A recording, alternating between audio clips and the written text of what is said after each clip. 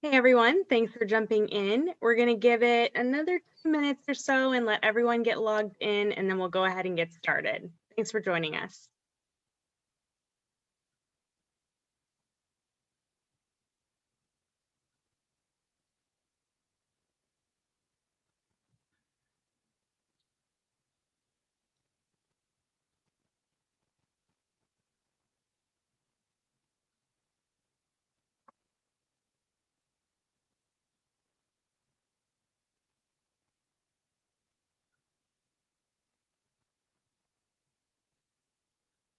Give it another 30 seconds or so, and we'll get started right at 7 o'clock.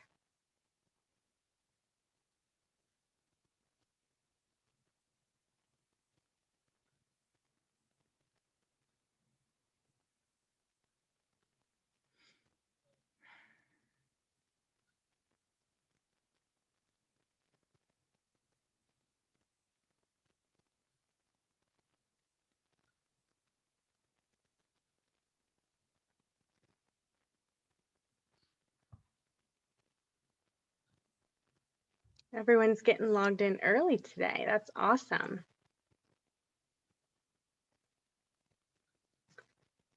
All right, we'll go ahead and get started.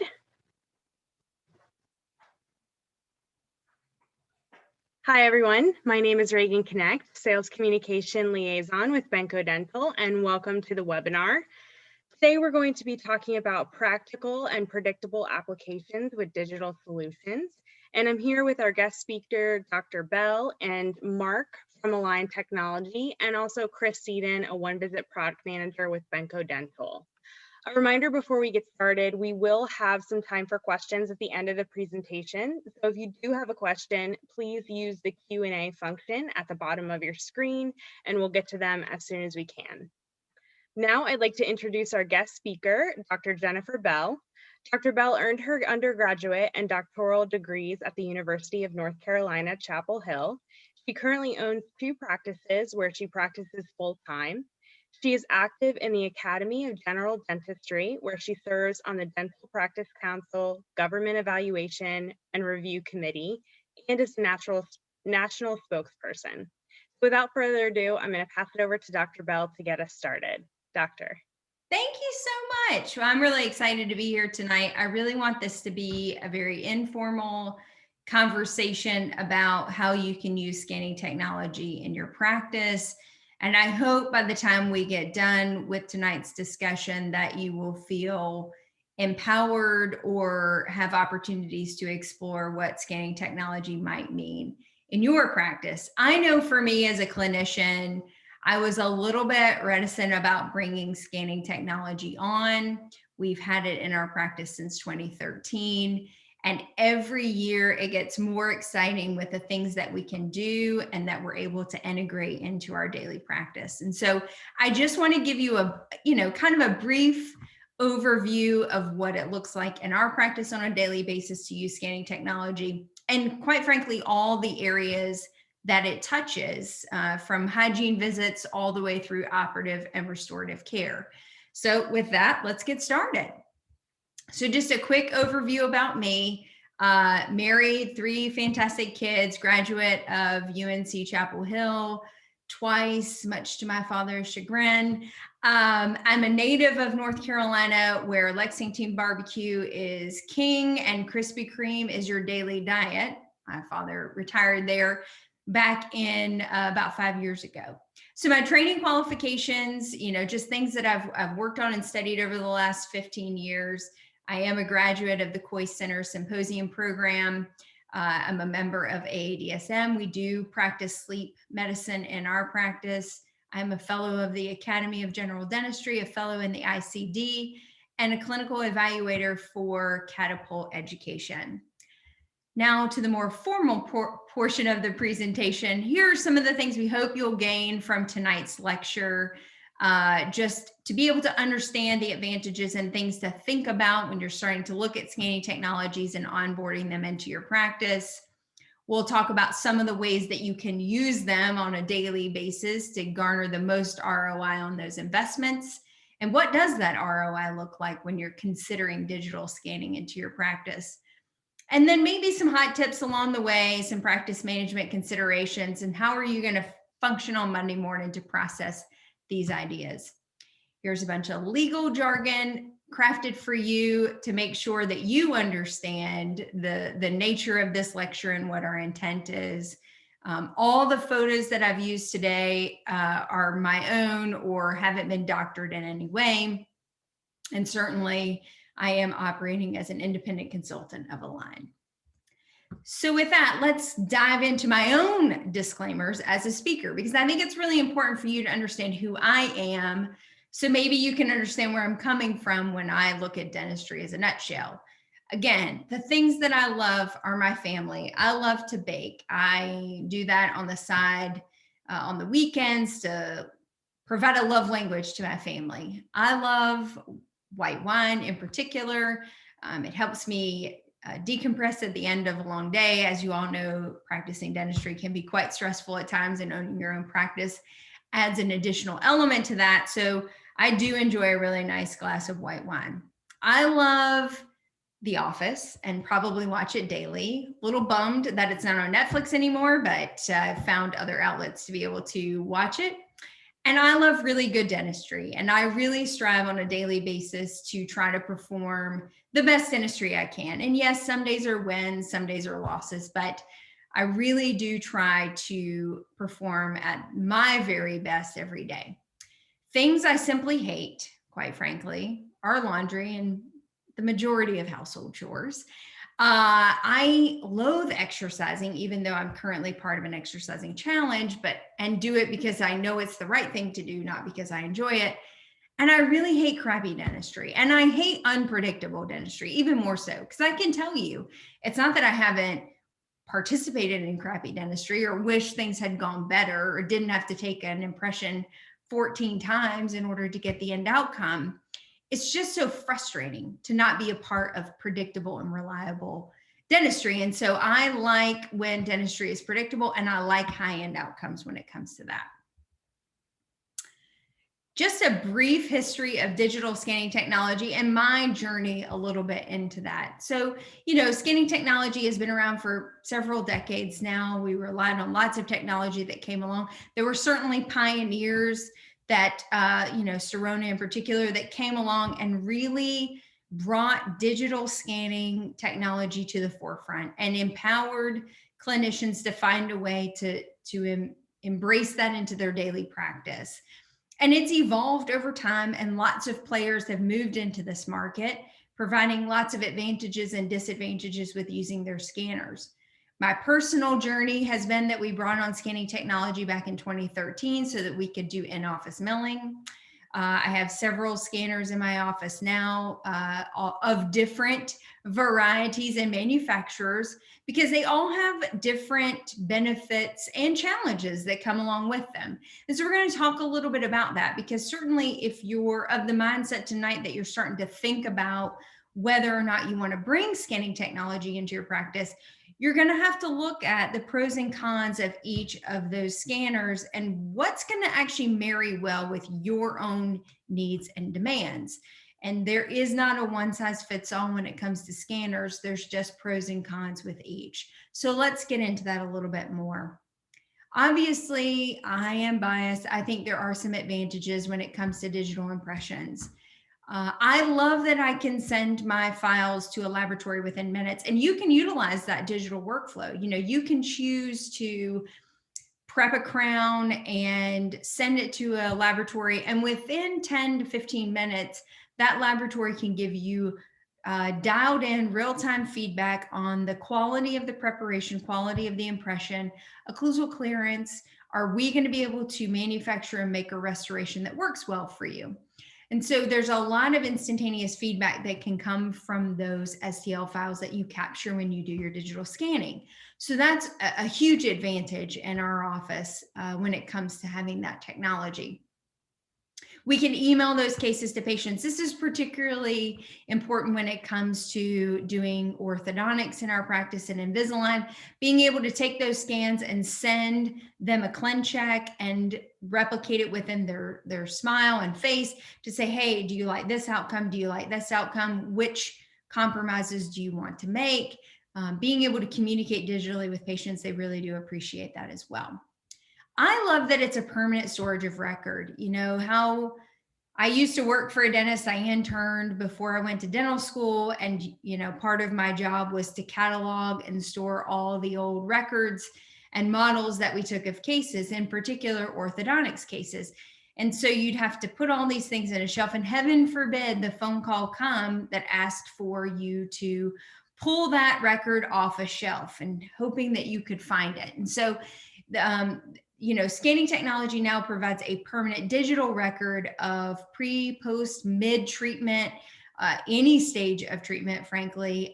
It's also a really great way to capture data, just like you would capture in an intraoral photo.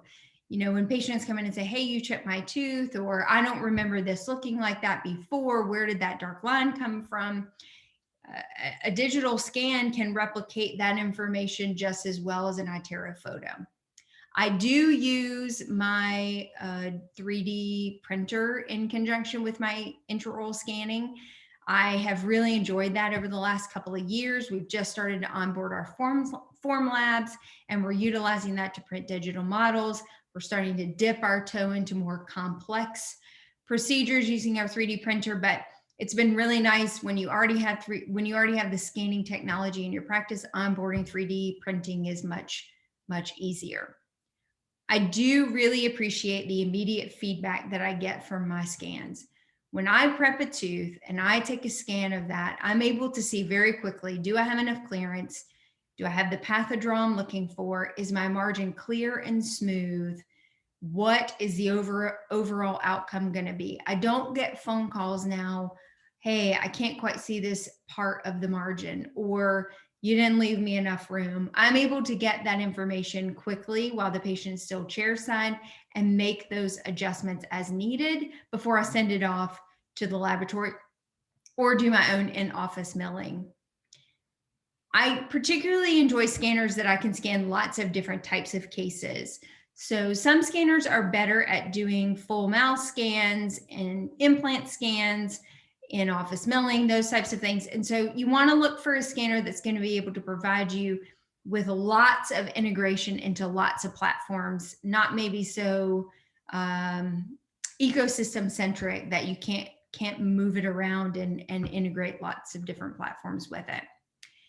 And I go back to the assessment of your preparation. It has made me a better dentist. And I know that's super cliche, and you probably hear that a fair amount. But when you can see your preparation zoomed in and you're able to start struggling, quite frankly, with your own margins and trying to find where your margin is, all of a sudden you realize you don't want to do that anymore. And you want to prepare margins that are much sharper and clearer. And so it does, I think, make good clinicians great clinicians. So some of the challenges that come with considering onboarding digital impressions, you know, as a clinician, we start to think about maybe these are things we're not quite ready to deal with. I think it always is at the top of the list, onboarding your clinical team and yourself, and getting everybody on the same page. Have they bought into the idea of digital scanning? Do they understand the importance and why you want to bring digital scanning into the office? Are they going to turn it into a coat rack so that when you ask for it, you get the eye roll and, oh, you're so annoying? Or do they embrace it? Are they excited about it? Do they want to learn and grow with it? And so I recognize that that's a big challenge when we look at bringing any technology on, but particularly scanning technology, because we have tried and true techniques that work predictably in our office with our analog impression techniques. And so, you know, the hurdle is there, and I've experienced it myself with certain team members and even with myself, quite frankly. There's always the consideration of what it's going to cost you to bring these technologies on. And am I going to see the ROI? Is this going to cost me more money than my current analog techniques? So we'll talk a little bit about that. You want to understand very clearly what the overhead of the consumables are associated with that digital technology. And when I say consumables, it's probably not the best term, because really it is the consumables, the things that you use on the scanner before you throw it away for the next customer or patient. but it's also the recurrent fees that are associated with that, updating the technology, the monthly maintenance fees, those other costs that come along with scanning technology. So it is really important to have a spreadsheet to look at those variety of costs and to understand very clearly what your overhead is going to be on a monthly basis. You want to look for scanners that have high reliability. And I think forums and talking to other dentists are the best way to understand that.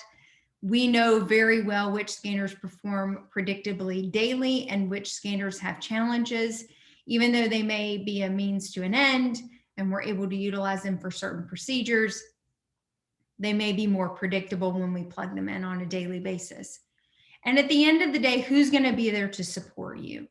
Who's going to be in your office training and onboarding your clinical team and yourself? Who's going to be available at a quick phone call to be able to be responsive? And I think as clinicians, we're dealing with that more and more every day. We have so many technologies in our office now and software systems that we're having to manage. And how do we find that common ground? How do we find those manufacturers that want to be on our team, that want to make the path easier for us, that we're not going to spend hours upon hours with technology support trying to get things to work the way that they were promised that they would? So I recognize that that's definitely a consideration in your buying paradigm. But with any obstacle, we move forward and we recognize that it's going to be challenging and that we have to accept that there are going to be days that it's going to actually really suck. So you're going to find those patients who love you and want to walk that path with you because they believe in you and they want to see you grow as well. But at the end of that journey, you're going to find that you're going to be very excited about practicing dentistry on a daily basis. And that's when you will have overcome those obstacles and moved forward. So let's focus on what does it look like in a daily practice. You know, I'm a heavy PPO, family-centric practice. We see a full paradigm of patients and demographics. Our demographics range from 1 to 99. We haven't quite had anyone crest 100 yet in our practice, but it is coming. And so we see all types and do all types of dentistry. And we have scanning technology in both of our locations. And we've had to overcome lots of obstacles to get those technologies onboarded. But now on a daily basis, scanners are being used on patients. So let's look at some of the practical applications of what we're doing. So for me, the bread and butter of our practice with scanning technology is restorative cases.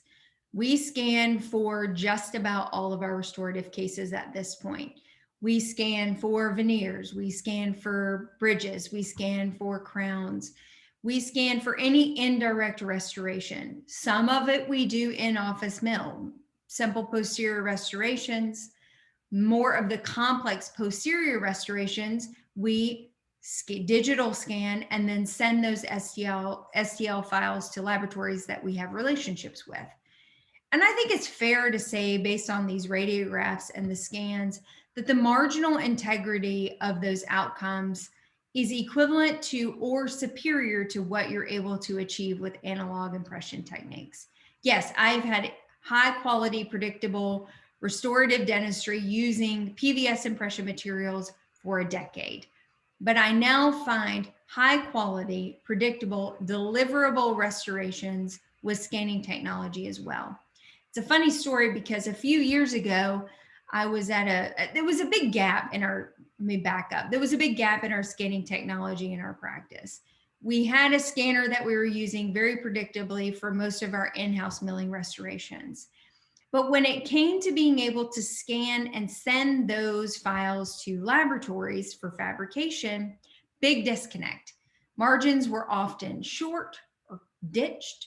They weren't sealed correctly. Path of draw wasn't quite adhered to well with bridges. It were just challenges, frankly. So we had this expensive scanning technology in our practice, yet we were still PVS impressioning all of our anterior work and all of our multi-unit work, bridges included. So we went to the CE course a few years back that actually Align was putting on, talking about the iTero. And one of the reasons, so we went up to the instructor afterwards and we said, honest feedback. Are you able to scan restorative cases and get deliverables back from the laboratory? And he said, like never before. We walked out into the lobby and bought the iTero that afternoon because that was the missing piece to our scanning technology. We were able to do our in-office milling and meet the needs of the patient from that perspective. But when it really came to moving towards a mostly digital practice where we were able to scan 92% of the cases that walked through the door, we weren't there. We were probably at 65 or 70%. Bringing on the iTero changed that for us and revolutionized what we were able to do. So now we still have our in-office scanner. We're still able to in-office mill, but we use the iTero as an adjunct scanner to capture all the more complex cases, full arch cases, etc. We use our digital scanning technology to work up larger cases and to help patients understand better what challenges we may be moving towards with their case. So I'm able to predictably manage for the patient those direct restorations. So we just talked about scanning for indirect restorations, but let's take a look at this case really quickly. If you'll look at the occlusogram that you'll see on the far side of the screen with all the blues and reds and yellows, if you'll look on that number 8, central fossa, and the cingulum of number 8, we've got some heavy occlusal patterns. Well, guess what? Number 8 is chipped. Can't see it because I just fixed it before we took that iTero scan. But that's a restoration I have now fixed 4 times over the course of the last 8 years. And the reason is those frictional forces on the lingual of number 8. And so when she came in again and was complaining about how this restoration never stays on, I said, you know what, let me just take a quick scan. And I took a quick occlusal scan, showed it to her and said, do you see something different about that tooth than the other anterior teeth? Granted, let's have a discussion about why we have so much contact in the front anyway. But look at that tooth that keeps popping off that restoration and look at the frictional forces. And that's just you closed. That has nothing to do with how you're using that front tooth on a daily basis. And all of a sudden, the light bulb went off for the patient. And she was able to see for the first time, the risk management of this restoration was not on me. It was on her and her own occlusogram and her own challenges within her bite. Next thing I know, we were talking about converting her to an Invisalign patient and moving forward with maybe trying to level and align that bite better so we could protect that number 8. I use scanning technology a lot to manage my ortho restorative cases. So when patients come into me and they want to discuss, like in the upper photo, you know, I want to close up the diastemas, I want to change the aesthetics of number 8 and 9, I want to improve my smile. A lot of times that conversation for me includes an orthodontic consult, and it includes an opportunity for us to have a full discussion about what an optimal ideal outcome comes. Because whether they choose to do orthodontic movement or not, we're having a risk management conversation. If they want to own their own occlusal scheme and the challenges that come with that, there are limitations for the end outcome. If they're curious or want to explore the opportunities within doing clear aligner therapy and maybe optimally moving those teeth in positions that will give us a better end outcome, then I'm able to better risk manage those long-term complications. This is just one of those cases where a patient came in, was unhappy with the front smile, really only wanted to fix the front 4 teeth. He consented to clear aligner therapy prior to. We level and aligned the bite, improved the deep bite slightly so that we were able to restore the anterior teeth and then do veneers for the front. He was ecstatic about the end outcome. He's a young man trying to make his way in corporate America, and he felt like this really matured his end look. And so I'm able to use scanning technologies to walk that path with him throughout. I'm scanning for preoperatively, refinement, orthodontics. I'm scanning to print digital models for bleaching. I'm scanning to print interim retainers and then final retainers. The scan technology for this patient repeats over and over again, but it empowers us because we're able to, number one, show the patient where we're moving, where we've been, where we're headed. But two, my team is able to grab a scan now in about 4 to 5 minutes, which is about equivalent or faster than an alginate impression. We're printing those models and using them for lots of different things within our practice. And now I don't worry so much about when you pour that precious cast stone and you worry about breaking a tooth when you make suck downs or Essex retainers. With my digital printing and my 3D printing, we don't have that concern quite as much. So that's been a nice adjunct to our processing. As I mentioned before, with the anterior restoration and the direct filling on number 8, what it really highlights is how you're able to show patients their own conditions. And that's all goes back to risk management, but also helping patients understand what's currently going on, what's changing over time, and what can we do to mitigate or manage those risks. And so, the top photo shows that occlusogram where the patient was banging on number 8 and why those restorations were challenged to survive. Some of these additional scans show erosion. So we're able to educate the patient on that. We also see signs of abfraction, recession, super eruption, attrition. So we can document these cases. And now there's scanning technology that exists that allows us to overlay those scans on top of one another and do a time-lapsed review. So I can take a scan of a patient in hygiene today and say, hey, are you aware that you have this condition? Oh, no, I wasn't aware. And in an effort to seem maybe less of an alarmist, or, we get blamed for selling lots of dentistry, maybe when it's not prudent, I'm able to say, you know what, let's take a scan of it now, and then let's take a scan of it in a year or two, and let's discern, is this an active problem or an inactive problem? Because if it's an active problem, we probably need to have a deeper discussion about it. And if it's an inactive problem, then maybe monitoring is the right way to go until we see substantial evidence that this condition is changing. This is huge for perio. It's huge for restorative dentistry. It empowers us as clinicians with real data to have real conversations with patients. We're not predicting or trying to look into our crystal ball and somehow determine over a period of time, when is this going to be a problem versus when it's not. We're able to look at those time-lapse scans and say, hey, this is happening and it's active. And if you don't do something now, the risk prevalence would say that no treatment would render this tooth non-restorable in an X amount of time, or the recession movement at this pace exceeds what normal recession movement should look like over a normalized 10-year period. So if we don't act now, acting later may not be an option. There's a lot of data, there's a lot of power in being able to show these things to patients. It takes the onus off of the clinician. It's not me selling you anything, and it's not me trying to convince you that something's happening. The data is proving that things are changing over time, and intervention is eventually going to be necessary.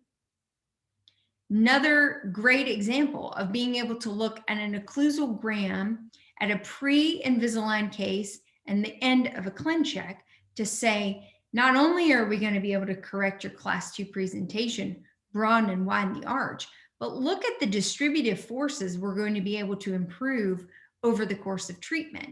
That in and of itself is worth the aesthetic advancements as well, because the long-term benefit for this 22-year-old is better vertical distributive forces over those posterior teeth for longer sustainability of that.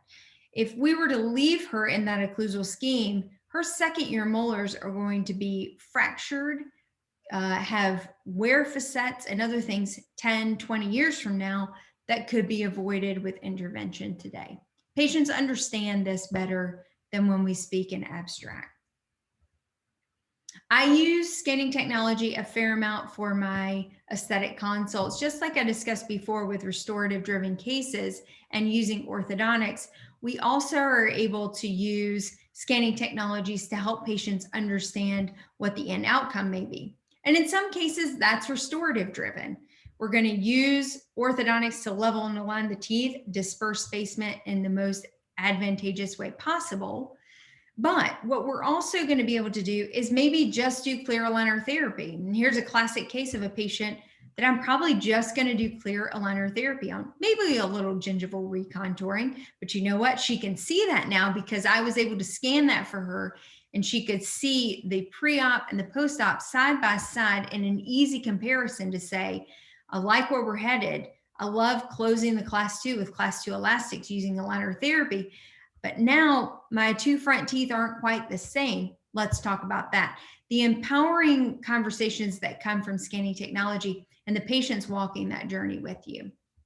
As I mentioned before, I'm just dipping my toe into 3D printing. So COVID brings lots of new challenges for all of us. And in some of our spare time, we decided, I don't really actually think it's fair to say spare time, because I feel like my hours were filled with HR webinars and PPP webinars and, seeing emergency patients and doing all that. But somehow we carved out a small fraction of time to onboard 3D printing because we thought COVID provided a unique opportunity of reduced clinical hours. And so we can invest more time in learning that technology. So to date, my big achievements are I'm able to 3D print the models that we scan from our intraoral scanners. And I have now mastered how to make custom trays for custom tray impressions for dentures. This is my end achievement thus far, hopefully moving into digital dentures and, non-model occlusal guards and all the other fun stuff that comes along with that. But for now, this is where we are. I can take these 3D models though and make Essex occlusal guards, bleaching trays, all kinds of, suck down equipment that you need. And the nice thing is these models do not break. And so I can do a repeat and duplication of that as many times as I want to. Obviously, scanning technology, and in particular the iTero, its claim to fame, or maybe why Align brought it on in the first place, was to be able to scan for orthodontic care. And I can tell you, our ability to scan has vastly improved how we feel, frankly, about clear aligner therapy in our practice. Before we brought on predictable full mouth scanning, we were still having to take PVS impressions for those orthodontic cases.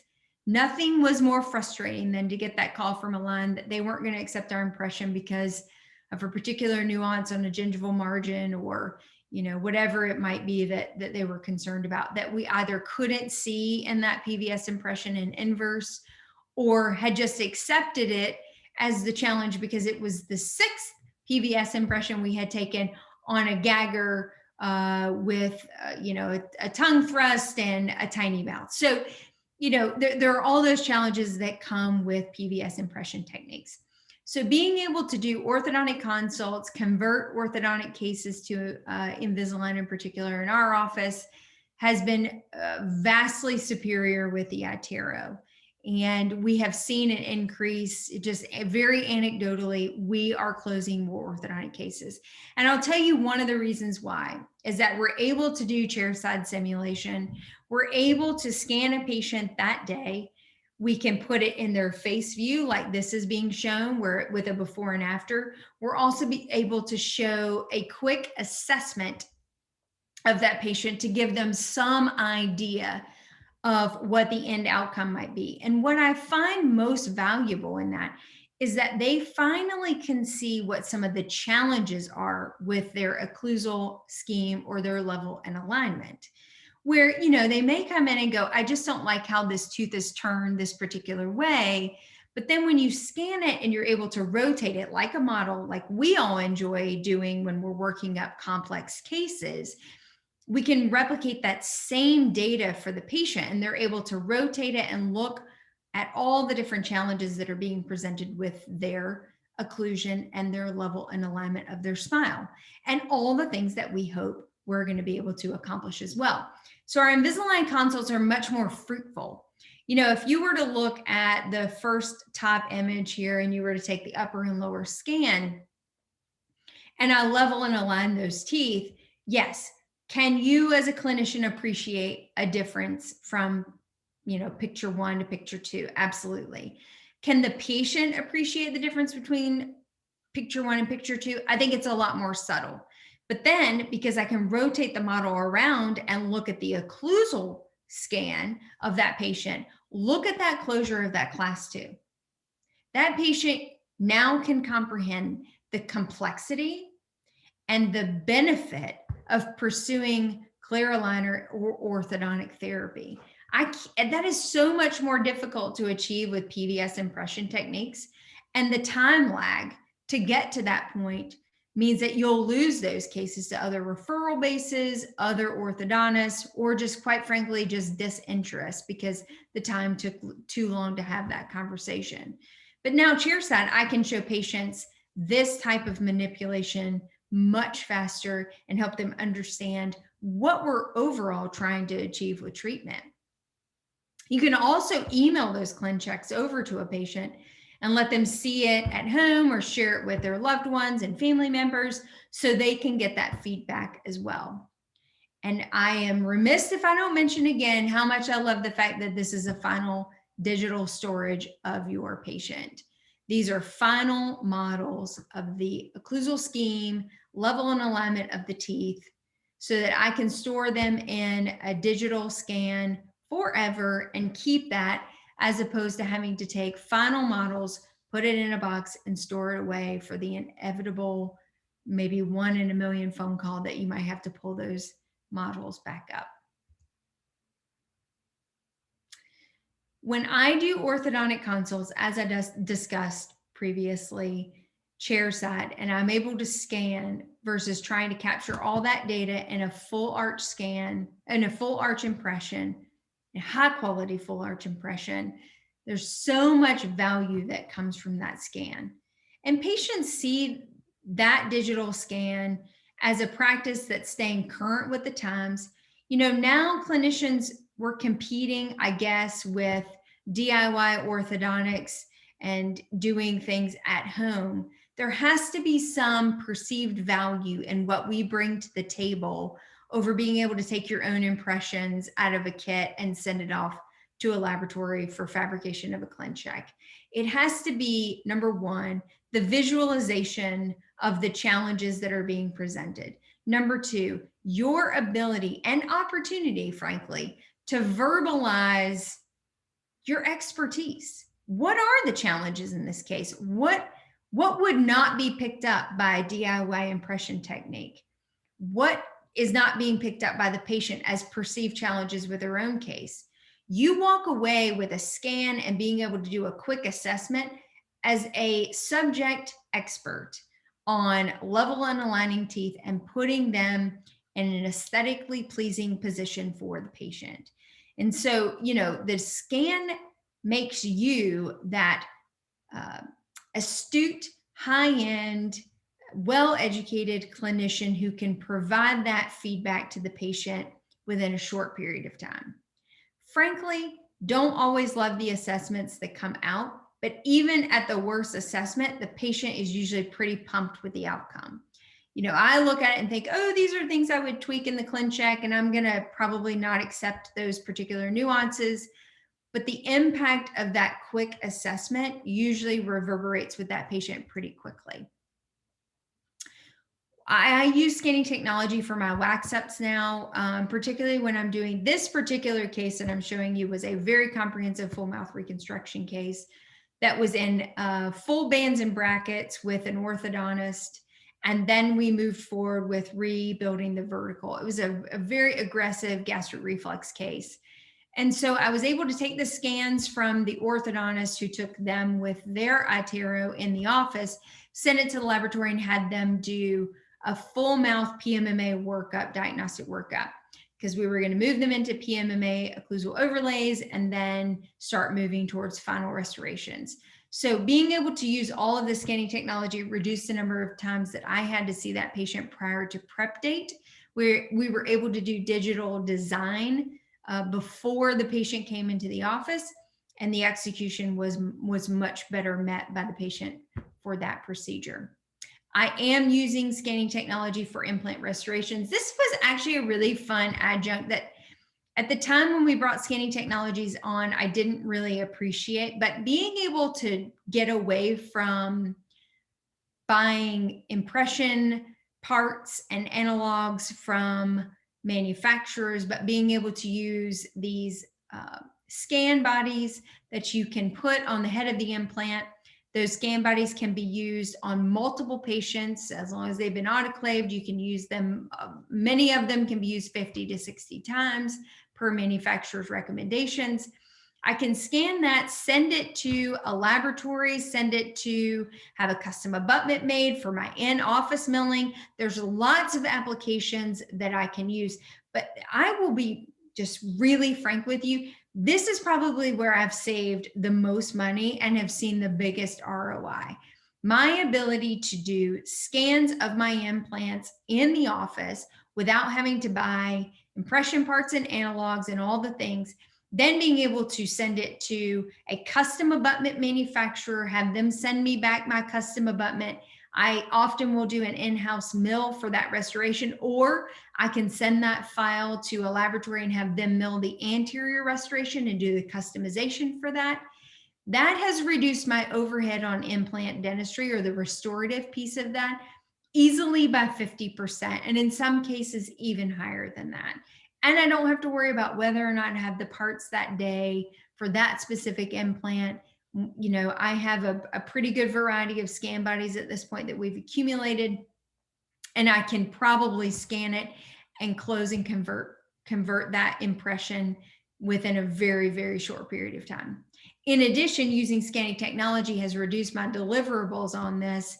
If I scan an implant impression on Monday, it's actually feasible to deliver by Friday, depending on the laboratories and the workflow process that you're using, but that's actually now become a very realistic expectation. I also use it for my fixed hybrid and full mouth reconstruction cases. It's so nice to be able to do really predictable full arch scans, send that to your laboratory, marry that up either with your own CT scan or the CT scan of your specialist, and then have those comprehensive treatment plan conversations with your laboratory specialist, your oral maxillofacial specialist, and yourself, or maybe you do all your own surgery, but to be able to have that very comprehensive discussion about vertical, where do we want the occlusal scheme to be? Where do we want the implants to be placed? It's an extremely restorative driven treatment planning process. And having an intraoral scan is what makes that possible. Being able to integrate the digital technology of a CT scan along with the digital technology of an intraoral scan means that we're now having really good, comprehensive, concrete discussions. And those fixed hybrid surgeries are so much more predictable. Just an example of a fixed hybrid surgery we did a few years ago. It was actually a live surgery for a CE course, which that will tighten up places. Anyway, worrying about all the technology and making sure that everything's working and that the live surgery goes well. But this was one of those cases, and we worked it up using intraoral scanning technology as well. And he was very pleased with the end outcome. I do use scanning technology for impressions for sleep appliances. So I'm able to capture the exact bite. I use a couple different pieces of technology to discern what bite I want. But once I capture that data and I have a jig placed in the central groove there of the upper and lower anterior teeth, I'm able to scan actually that open protrusive bite. And when I send it to the laboratory, it's really fun to say, don't mess with my vertical and don't mess with my protrusive. What I have sent you is exactly what I want. And I'm able to do that with certain scanning technologies. I can tell you not all of them will do this predictably for you. I typically use the iTero and default back to that for these types of unique open bite scans. The system doesn't love it, but it will accept it. And the predictability of deliverables has been really high. Also, just very anecdotally, the return back to my practice has been much faster than when we were taking PBS impressions. We now use full arch scans for orthodontic appliances. If you space maintainers, Hawley retainers, anything that we need to send out for orthodontic type appliances, as well as dentures. I have now taken full arch scans and sent it to the laboratory for them to fabricate wax rims and also make flippers and temporary acrylic partials. And we used it, as I mentioned before, for those full overdenture and fixed hybrid workups as well. COVID's been really tough on our practice. We've had to resort to some child labor along the way. But I think everybody can resonate with the fact that it's been a challenging 12 months. And we are becoming very well versed in managing both being clinicians and practice owners, and then also being parents or having to manage our own personal challenges at home. And these are examples of our kids doing virtual school in our offices. Obviously, my little guy with the hammer, that was his first day on the job when we opened our first practice back in 2010. He's now taller than me at 12. But this just shows the many hats that we're currently wearing in our practice. And so when we have the opportunity to bring on new technologies and to bring on things that might make our job a little bit more fun and interesting, it's at least worth considering, because I think there's enough about what we do on a daily basis that can kind of bring you down and make the challenges of our job maybe overwhelming at times. And so having things in our practice that are enjoyable, that excite our team members, that excite our patients, and that makes you a subject matter expert in your town or a demographic, that you are staying up to date and current with what's happening in dentistry, I think it's at least worth a conversation. So just to reiterate some of the things that we spoke about before, now that you kind of understand how I'm applying scanning technology on a daily basis in our practice, I think you can now appreciate where the efficiencies of this digital workflow come from. The fact that I can get immediate assessment of impressions has reduced the number of times I have to bring a patient back for a re-impress or, a poor deliverable. Being able to 3D print has allowed us to reduce the number of alginate gooey impressions, which is just, quite frankly, patient satisfaction. Being able to find multiple uses for those scanners on a daily basis, meaning I can scan for that flipper in Op1, I can scan for a time lapse on gastric reflux in Op4, I can scan for a veneer case in Op2, I can scan for a denture workup in Op3. I'm using that scanner in many of the practice appointments that we have and in numerous applications. It is not a one-trick pony. It doesn't just do one thing and one thing really well. It's able to meet your needs in lots of different cases. So when I originally looked for different scanners to bring into the office, these were some of the considerations that I had. And I would implore you to look at these same considerations when you're thinking about onboarding scanning technology. There's a lot to be said about an accurate scanner. Quite frankly, I think most of them are accurate on the market today.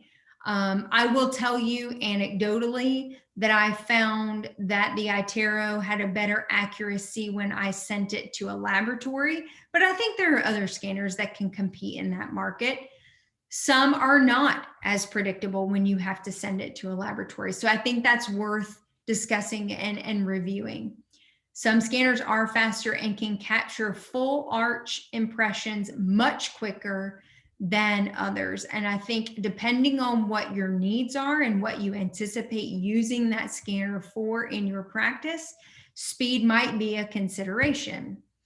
What is it indicated for? What's it FDA cleared to do? And what are some of the platforms that you're able to integrate that technology into? And that opens into the open systems. You know, there are some scanning technologies out there that operate within a very tight ecosystem, and they only really play well with the same types of ecosystem partners in the sandbox.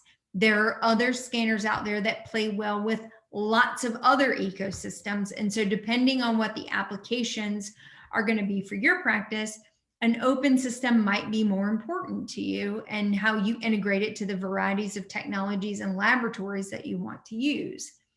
I think it's really important that scanners come with a platform for education. You know, there are some less expensive scanners on the market today, but are they going to be there, number one, to support you, which is on the list, but also to educate you and to make you a well-informed user? There's a pathway and a journey that comes along with this. And the things that you're scanning today will pale in comparison to the things you're scanning 3 years from now. And you want a company that's going to walk with you through that journey and meet you at your need from a base level scanner all the way up to an expert scanner, and support your journey and provide you educational opportunities along the way. You want a scanner that's easy to use, that doesn't require a ton of maintenance or have extremely sensitive parts and pieces that you have to babysit along the way. Because as you and I know, that means you have to babysit your staff to be able to handle that piece of equipment in a particular way, and then also not cringe and have the steam blowing out of your ears when they scratch the camera or the mirror that now is going to cost you $3,000 or $4,000 to replace. So finding technologies that are going to be easy for your staff to use, that don't come with a lot of maintenance requirements associated, I think has a tremendous value in your practice. And then, as mentioned before, support is critical. You want someone that's going to walk this journey with you, pick up the phone when you need it. So quickly, back to your original list of challenges for onboarding technology. I would just remind you to look for companies and scanners that are going to go through that journey with you. Live in-person training in your office, scanning patients. They're going to provide plenty of education along the way and access to ongoing education. You want a group of individuals who will show up when you request it to train new staff that are coming in, or to help you learn how to scan new technologies. You want an integrative community that you can be a part of, that you can grow in your techniques. When you're looking at the cost of technology, and we all know that there's a cost associated with digital scanning, and quite frankly, if you were to ask me, if I buy a scanner, will I be able to save X amount of money on my P&L? I don't know that you'll see that type of direct ROI. But I think you want a company that's going to come along or a scanner that's going to come along and be able to increase your workflows and efficiencies in your office, maybe so you're able to see more patients, maybe so you're able to have more predictable deliverables at the end of the day, maybe so you don't have to work as hard. And so it just depends on what your ROI looks like and where your job satisfaction comes into that. But you also want to be integrated to a scanner that's going to provide you marketing support and help you communicate to your community that you've made this investment into your practice and that you're bringing these technologies on board, and that you're moving into a more elite group of practitioners that are going to be able to provide digital scanning technology to their patients. And I think there are some companies out there that are providing those marketing platforms in a more beneficial way. When you look at cost of consumables, some scanners do have disposable parts that you have to use for those scans. But the other piece of that is the other cost of consumables associated with PVS impression materials. If I'm being completely frank, I am not a practice that is 100% digital. I still utilize PVS impressions. In fact, I took one today, where there's still certain cases and criteria in which a PVS impression can just capture specific data that in my hands is still superior. But I use scanning technology whenever and wherever possible. And in particular, as I mentioned before, with implant dentistry, to be able to scan and reduce the amount of parts and pieces that I have to stock and basically throw away with each case, certainly has an cost attached to that. In addition, the number of times that I have failed PVS impressions or the phone call from the laboratory where I have to re-impress a case because I'm missing a small percentage of the data and that they're not going to be able to give me the outcome I'm looking for, I've eliminated 90% of those phone calls. And that's actually, I don't sweat too much when I deliver crowns anymore. I don't worry about whether or not it's going to fit. I've dialed into a predictable workflow, whether it's a PVS impression technique or a digital scan that seems to be able to give me an ideal outcome. And you want a scanner that when you turn it on, it works. And it's not going through bad days. And I have had a scanner that had bad days and good days, and we just had to suck it up and deal with it. And that's extremely frustrating as a clinician. And finally, you want somebody that's going to be there to support you along the journey, to make sure that they pick up the phone when you call, to walk you through complex cases, to be in your office, helping your team learn how to be more efficient and effective scanners, and to figure out new ways to scan different types of cases. So I encourage you to look for a scanner that has those additional attributes. Most importantly, I find scanning technology to make my job a lot more fun. And honestly, my team loves it too. They enjoy when I say, well, let's just do this with the iTero scan. Let's get this iTero. I think we can grab this in 5 minutes. We have competitions in our practice now on who can get a high quality full arch, dual arch scan with bite in a certain amount of time. So we're making it enjoyable. The onboarding process has been fun, and they are providing job satisfaction for me as well. So tomorrow, or not tomorrow, but Monday morning, when you're thinking about scanning technology and what you want to do, the first thing is to change your mindset from obstacles to opportunities. You now have an opportunity. You've been empowered with additional information to think about whether or not onboarding scanning technology is going to be right for your practice. Then the next thing you should do is just catalog how many times in that day, based on the presentation you just heard, could you have used some type of intraoral scanning to capture the information that you were then reliant on an intraoral photo, an alginate impression, a PVS impression, or just frankly words to validate the information you're giving. And if those start to add up and you start to see the opportunity in your practice, it's time to start bringing some scanners in, demo them, feel them, understand the technology and the integrativeness, meet your reps, find out what your support system is going to look like, and see if the scanning technology is ready for you. I know I've thrown a tremendous amount at you at a very short period of time. So if you need to find me, this is how you can look me up. You can reach me at my website at Jennifer Bell DDS. You can also find me every Wednesday night live on Facebook with a couple of my best friends discussing what's new in dentistry that day. We talk about news, we keep you in the know. Sometimes it's about technology, sometimes it's about procedures, sometimes it's frankly about HR and CPA manipulation in our world. But either way, you can find me there with some other, well, mostly they're all very smart people, and I'm just happy to be along for the ride. So with that, I will turn it back over to my moderators. Well, thank you, Dr. Bell. Thank you for the wonderful presentation. Thanks for taking the time out of your day today for this. We do have a few questions. Okay. One is really around, you did mention education. So when you make the leap into digital scanning, what was the learning curve for you, and what was the acceptance for your staff? Sure. So that's a great question. So the learning curve for me was pretty steep because I was a fairly young clinician, maybe 6 years out, still probably prepping more like what you would expect to see in dental school, which was a much more conservative prep.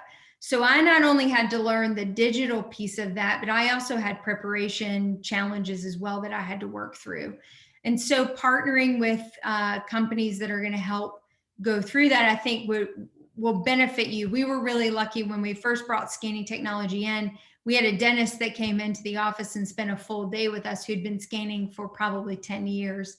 And so we did 3 or 4 cases on our staff members who needed crowns and other indirect restorations. And he walked us through those challenges. So we were able to learn a lot.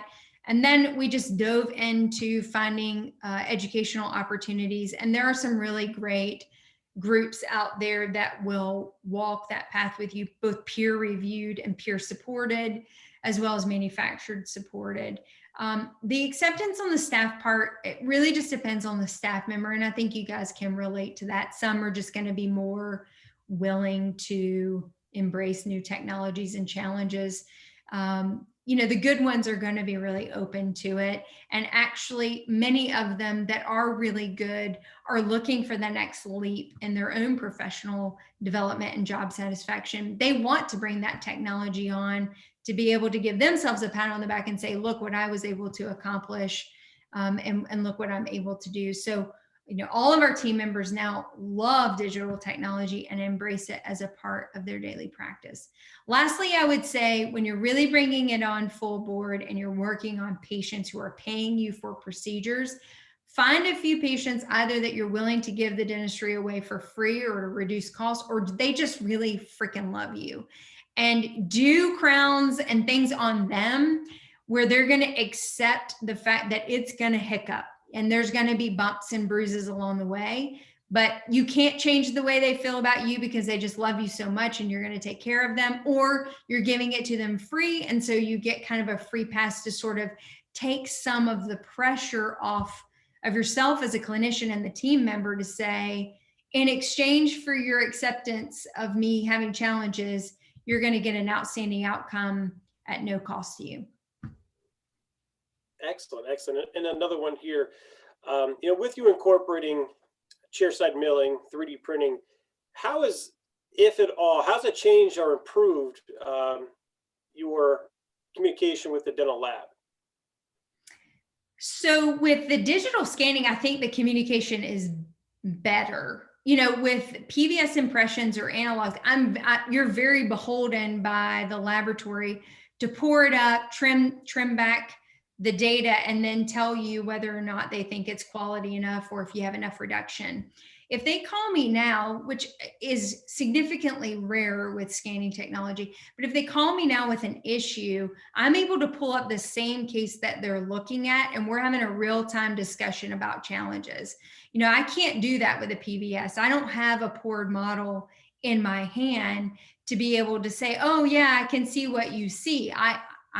Maybe they send me a photo or whatever, but with digital scanning, I can pull up that same data that they're manipulating and find out what the challenges are and look at it from that perspective. So I think communication is better. And I think my turnaround has improved vastly by not having to wait for analog techniques. Excellent, excellent. Another question here. How are you creating your model bases? So what's that process look like? So I'm not sure what that is. Is that referring to? I would assume when you 3D print. So how are you converting that? Got it.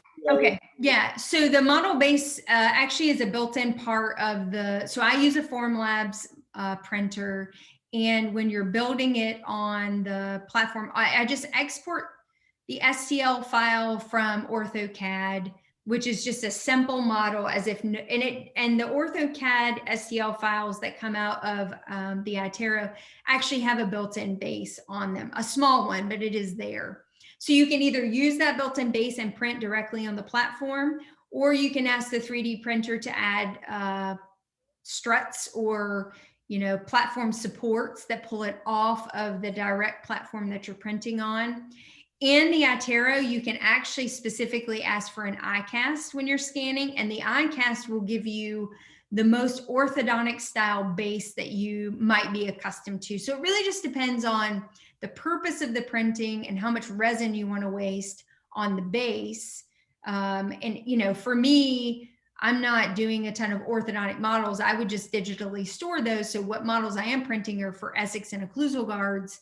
So, I want as much of a base as I need for integrity, and that's about it. So I can use struts, which are just an auto push button on the Formlab.